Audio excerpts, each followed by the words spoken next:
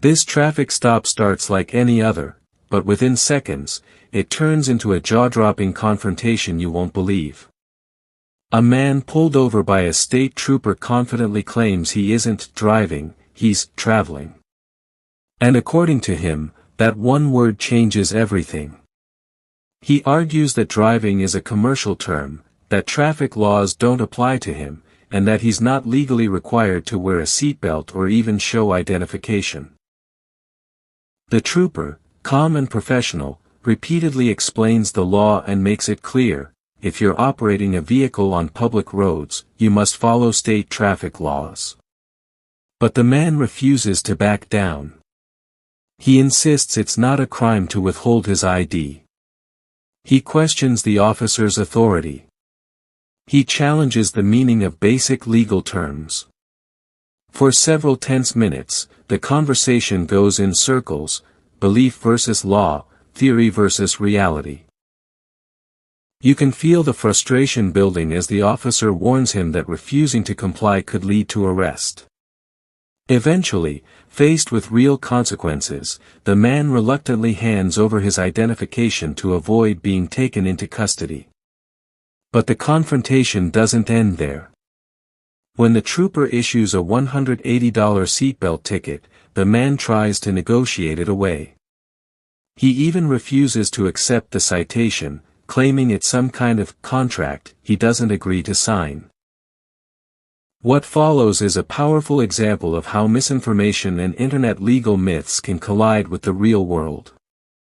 This viral moment captures disbelief, defiance, and the harsh reminder that personal interpretations of the law don't override actual statutes. Watch until the end to see how it all plays out, because this traffic stop proves that arguing semantics on the side of the road can cost you more than just time.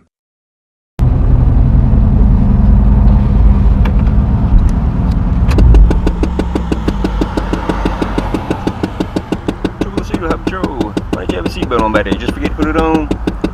I don't know what you're talking about. I'm wearing my seatbelt. You didn't have it on a while ago. I was in the median when you came by and you didn't have it on. Alright. You got your license on you? I mean, I do, but I'm not technically driving. You know? I'm traveling. And I don't think not wearing a seatbelt is a crime. It's an infraction. Well, that's kind of like for commercial drivers. No, you know? It's not. You have to wear your seatbelt. I'm just a man traveling. Okay. Don't go nowhere. Alright. Be right back.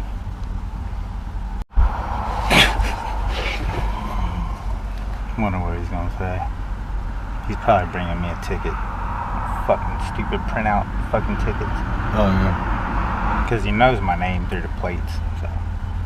Oh, it comes back. I don't know, this is the first time I've ever done this shit. Fucked with him.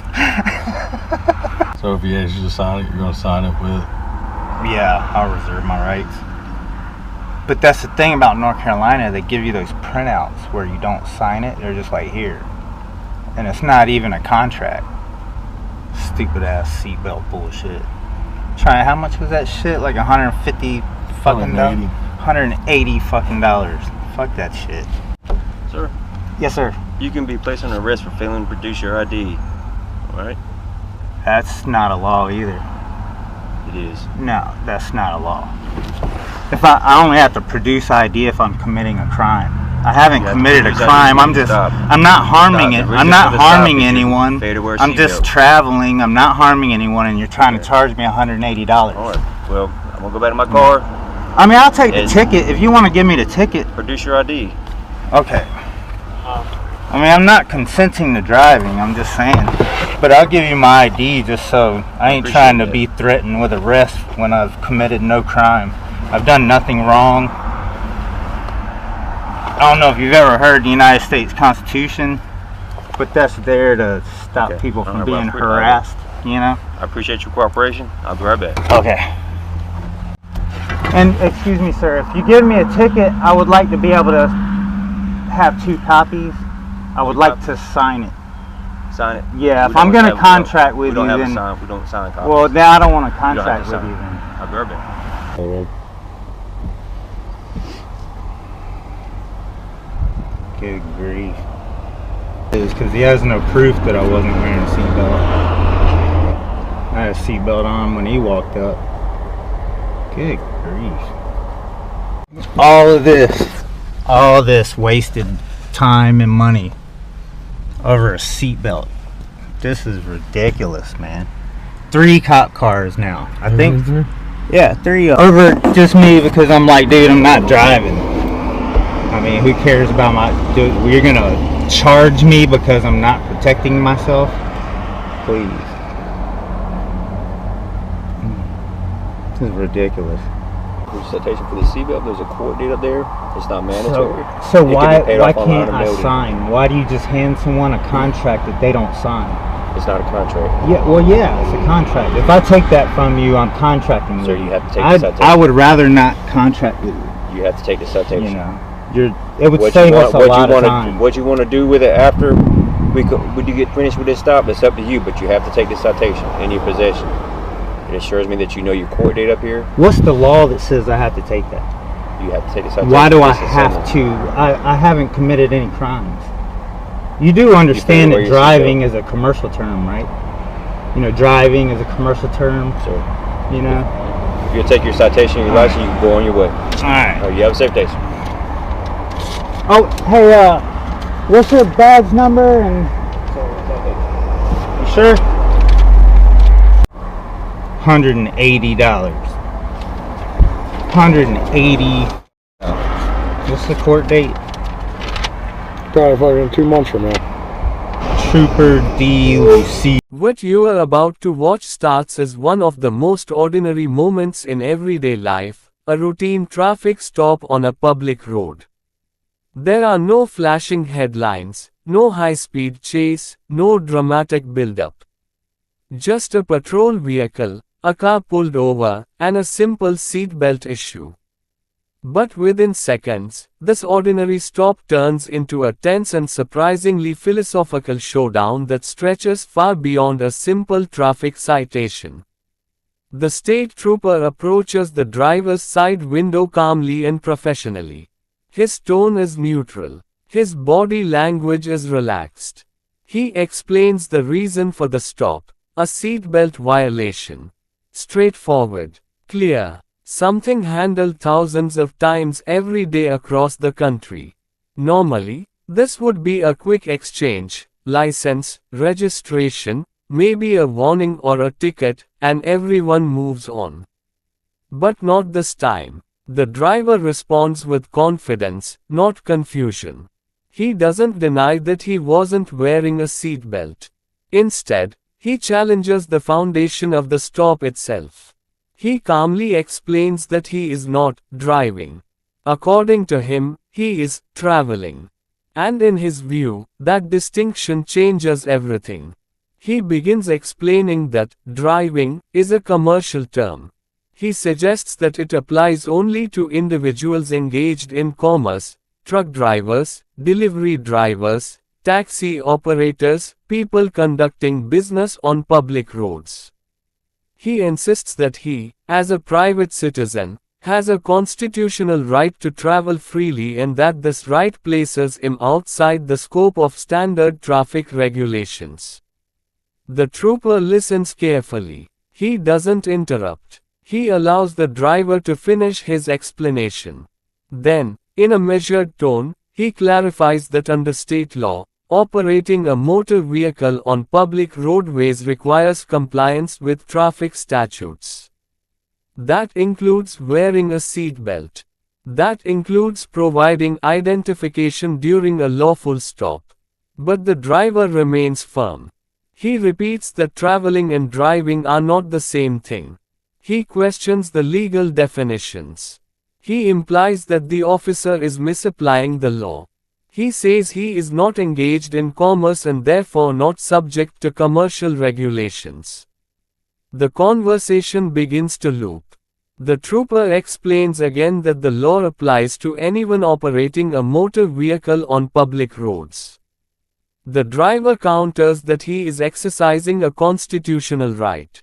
The trooper requests identification. The driver hesitates. Then comes the moment where the tension noticeably rises. The officer clearly states that during a lawful traffic stop, a driver is required to produce identification. The driver pushes back. He questions whether failing to provide ID is actually a crime. He suggests that he is under no obligation because he has not committed a commercial violation. He appears calm but unwavering. In his mind, he believes he understands the law better than the officer enforcing it. The trooper, still composed, explains that refusal to provide identification could result in arrest. His tone is not aggressive, it's procedural. He outlines the consequences matter-of-factly. You can sense that he has had similar encounters before. He doesn't escalate. He simply states the next step if non-compliance continues. There's a pause. A long one. You can almost feel the internal calculation happening inside the driver's mind. He maintains that he is correct. He continues to argue semantics. He speaks about rights, about freedom of movement, about definitions. But the reality of handcuffs and arrest begins to loom closer. Eventually, after repeated warnings, the driver reluctantly reaches for his identification. He hands it over, not because he agrees, but because he wants to avoid being taken into custody. It's a subtle but significant shift. The philosophical debate meets practical consequence. The trooper takes the ID back to his patrol vehicle. The driver sits inside his car, visibly frustrated. He shakes his head. He talks to himself. He expresses disbelief at the situation unfolding. In his view, this should not be happening. In his understanding of the law, he has done nothing wrong. Minutes later, the trooper returns. He informs the driver that he will be issuing a citation for the seatbelt violation. The amount, $180. Immediately, the driver attempts to negotiate. He questions the fine. He asks if there's any way to reduce it.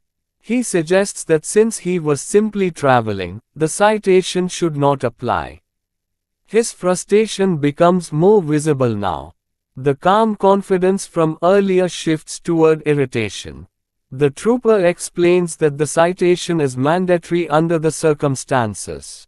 He clarifies that the driver will have the opportunity to contest it in court if he chooses. The roadside is not the venue for legal interpretation. The process is clear: accept the citation, and if you disagree, challenge it before a judge. But the driver takes issue with the word accept. When the trooper presents the citation, the driver refuses to take it. He argues that taking the ticket would mean entering into a contract. He claims he does not consent to any contractual agreement. He suggests that without his consent, the citation cannot stand. The trooper patiently explains that signing or receiving the citation is not an admission of guilt and not a contract. It is simply acknowledgement that the document was delivered. Whether the driver signs it or not, the citation is valid. Refusal does not erase it. Still, the driver hesitates. He questions the legal mechanics. He suggests that the officer is attempting to bind him to something without his agreement. His voice carries disbelief, almost shock, that the system operates this way.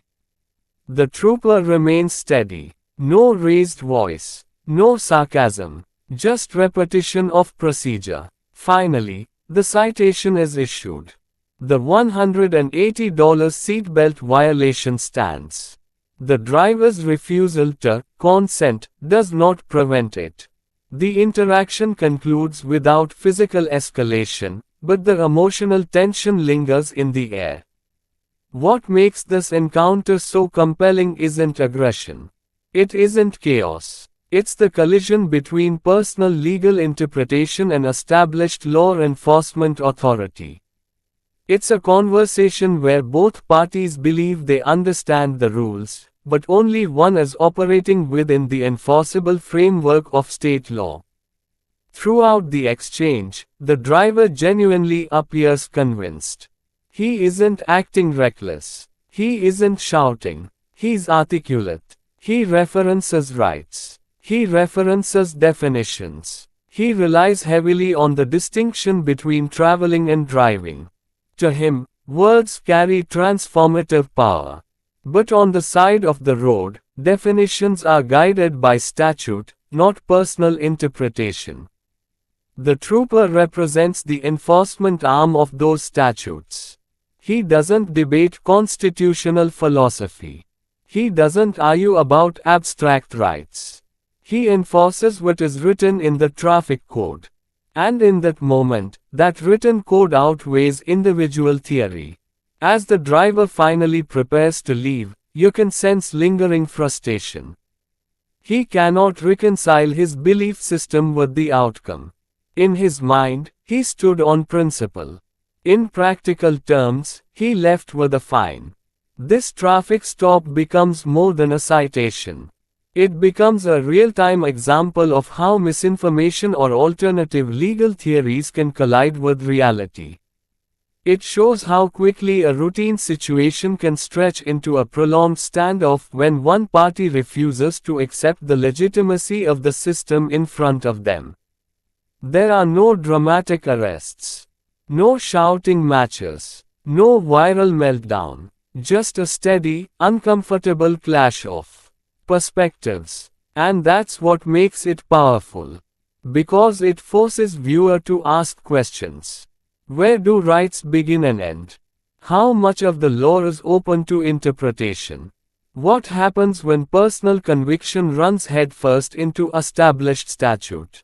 In the end, the law on the roadway remains clear. Operating a vehicle requires compliance with traffic regulations.